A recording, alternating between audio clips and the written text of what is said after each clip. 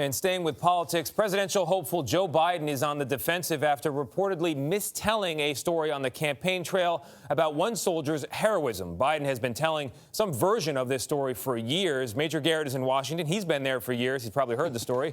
Major, what is the former vice president saying? Well, good morning. Biden, we should note, is unapologetic, telling reporters that the essence of this story about military bravery, loss, and guilt is true.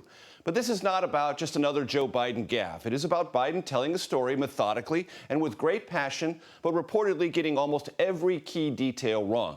Now, truth in the age of President Trump has taken a beating. But when it comes to military stories, precision matters. In this case, Biden didn't have it. This guy climbed down a ravine, carried this guy up on his back under fire. Former Vice President Joe Biden retold the story of a heroic Navy captain during a campaign stop in New Hampshire last week. The general wanted me to pin the silver star on him. I got up there and stand and said, God's truth, my word is a Biden. He stood at attention. I went to pin him. I said, sir, I don't want the damn thing. Do not pin it on me, sir. Please, sir, do not do that. He died.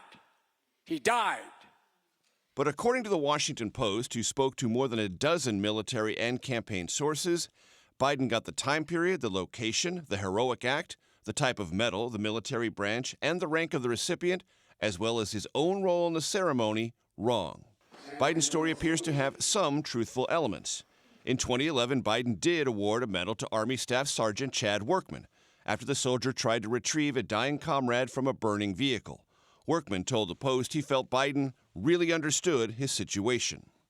But the soldier at the center of Biden's searing campaign story received the Medal of Honor from President Obama.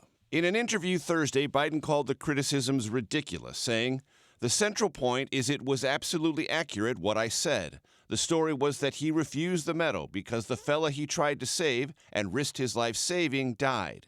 That's the beginning, middle, and end." If Biden were to win his party's nomination, he would be running against President Trump, who, the Washington Post notes, has made more than 12,000 false or misleading statements of his own since he took office. Biden has made other blunders recently. We choose truth over facts. Poor kids are just as bright and just as talented as white kids. That in some quarters have provoked questions about his age. I say if they're concerned, don't vote for me. No one has accused Biden of lying or exploiting military sacrifice. For Democratic voters, Tony, the question may be, is this a sign that more than Biden's memory is at fault, or just that his facts are wrong, but his passion is right? And Major, before we let you go, another major shakeup at the White House yesterday. The president's personal assistant, Madeleine Westerhout, unexpectedly resigned yesterday. What happened?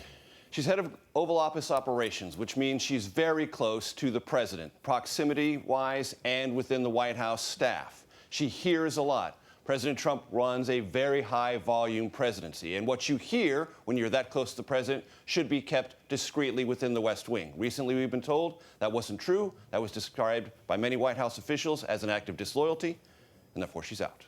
All right, Major, thank you very much.